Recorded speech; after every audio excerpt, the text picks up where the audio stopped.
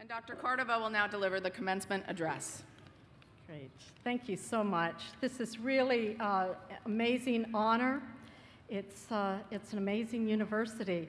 I've spent the day here getting to know the faculty and the programs better, and it's been just an incredible day. This university has such a profound mission with this project-based leadership that it's been doing for decades and been recently recognized with the Gordon Prize by the National Academy of Engineering.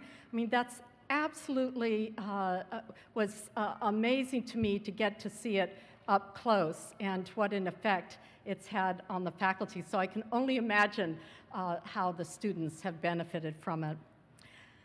President Leshin, Chairman Ryan, Provost Burston, and the WPI Board of Trustees, I thank you again for this tremendous honor. Can you believe that this day has come? The long, hard years wondering and worrying, and now you can breathe and celebrate. I was speaking, of course, to the families. To you, graduates, you deserve hearty congratulations for your commitment to further your education and for your perseverance to finish a rigorous course of study. It's special to be here for the school's inaugural graduate commencement ceremony. An exciting day indeed. And it's special to be here at WPI, where over 100 years ago, Robert Goddard was a student. Robert Goddard, who is considered the father of American rocketry. I think most of you know the story about this famous alumnus and the great contributions he made. When I was a graduate student, I helped build rocket payloads and launched them from the White Sands Missile Range in New Mexico. We were putting to work for science the rockets left over from the World War II days. It was a thrill to assemble our payload, a proportional counter that could detect low-energy X-rays, and strap it into a rocket bay.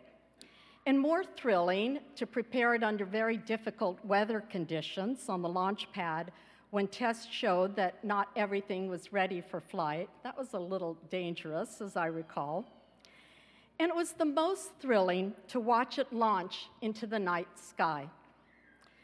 I will never forget the sight on the computer monitors as the data from that first flight came in.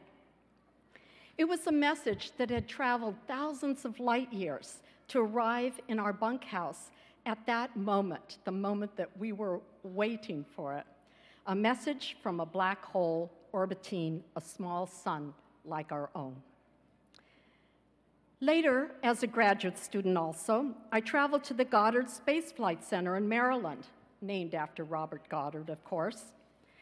I was there to help monitor HEO-1, a high-energy astronomy satellite observatory.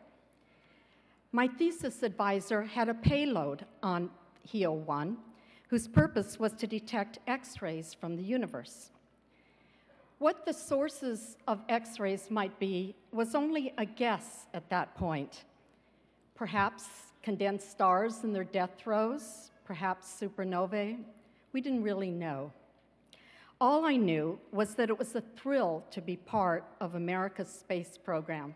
And oh, the wonderful things that we were going to discover, the mysteries that we were going to solve. And to think Robert Goddard here on your campus is credited with being the person who ushered in the space age. And I have been privileged to explore the universe with the tools that he developed. Yet I came to be a scientist in a most circuitous way.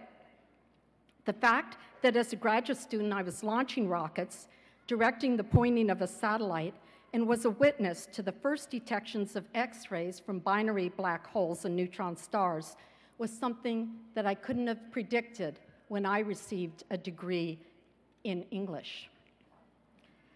Although I loved physics as a young girl, I was discouraged from it by teachers and parents.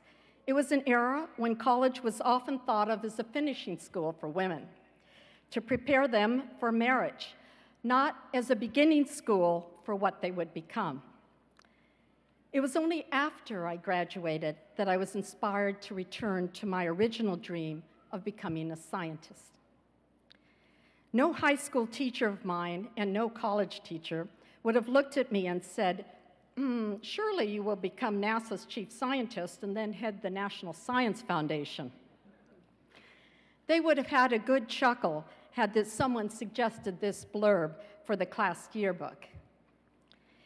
But times have changed, and institutions such as WPI are creating new traditions by broadening opportunities in STEM, that's science, technology, engineering, and math, for historically underrepresented populations.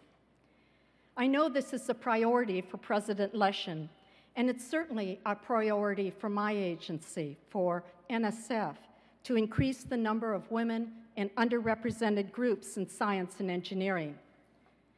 And organizations such as Girls Who Code, founded by Reshma Sajani, who is the speaker at the undergraduate commencement ceremony here on Saturday, and is doing invaluable work to increase the participation of women in computer science. So a message I have for you today, graduates, is prepare to be surprised.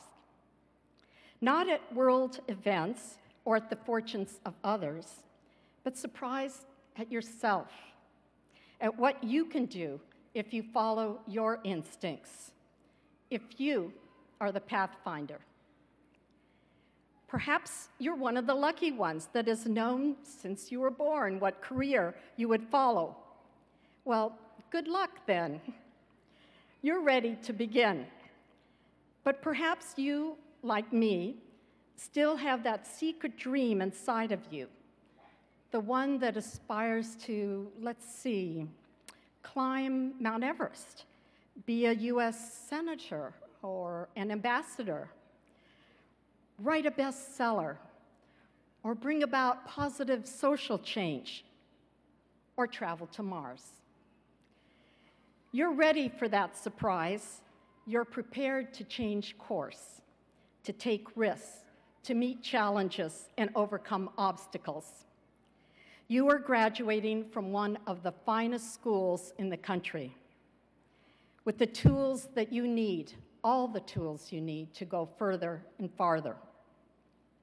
All that you have learned here from your teachers and all that you have brought to this moment from your parents and your families, you will use as you take your next steps. What could those steps look like? Well, they're sure to be different than my own or anyone else's first steps.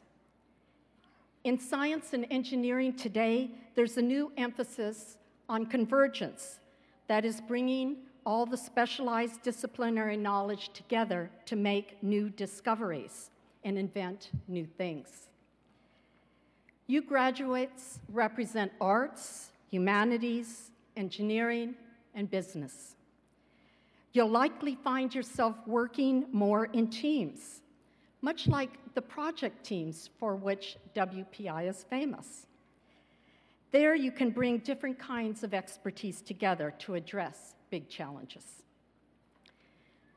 Let's take, for example, the smartphone that each of you is holding to, and maybe even tweeting right now.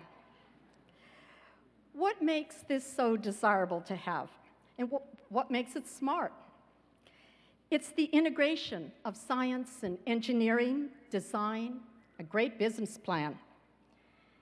The phone incorporates several specialized technologies, such as a touch screen, CPU, multi-core processors, magnetic core RAM, GPS, and a rechargeable lithium-ion battery.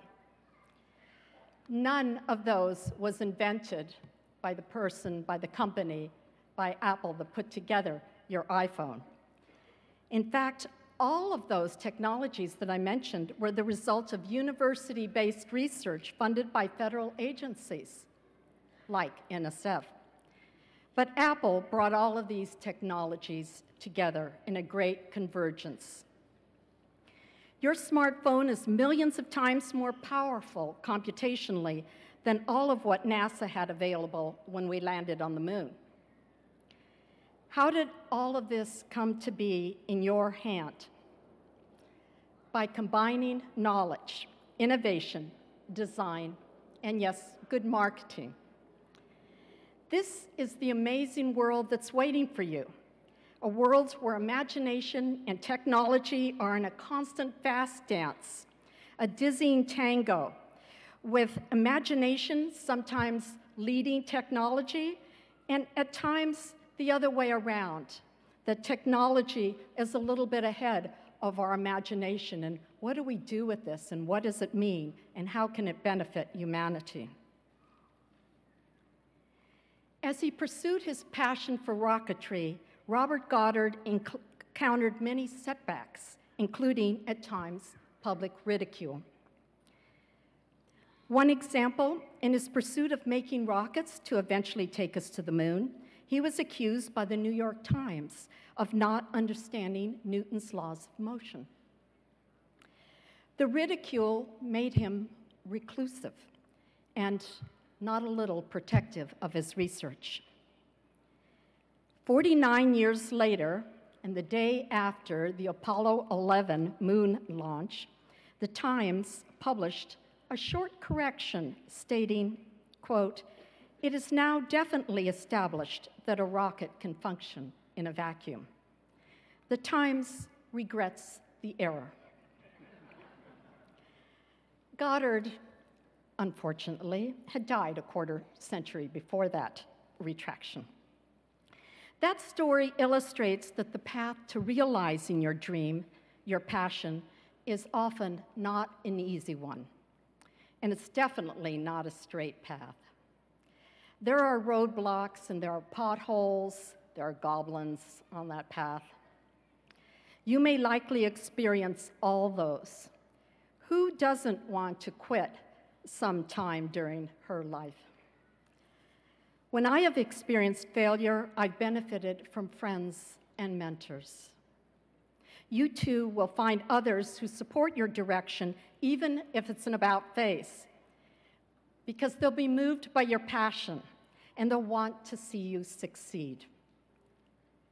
And the person to trust most to pick you up when you stumble, that's yourself. In his high school valedictory, the young Robert Goddard said, "It is difficult to say what is impossible. For the dream of yesterday is the hope of today and the reality of tomorrow." He did not believe that anything was impossible. He had a big dream. That dream took us to the moon, and one day it will take us farther. And your dream, too, graduates, will take you far. It will be fueled by your imagination.